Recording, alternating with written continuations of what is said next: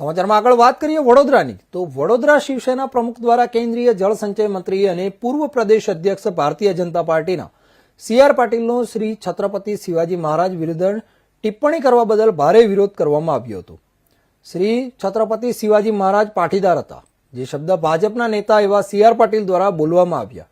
તેના વિરોધમાં વડોદરા શહેર શિવસેના પ્રમુખ દીપક પાલકર અને અન્યો દ્વારા વિરોધ કરવામાં આવ્યો છે અને સી.આર. પાટીલ માફી માંગે તેવી માંગ કરવામાં આવી હતી।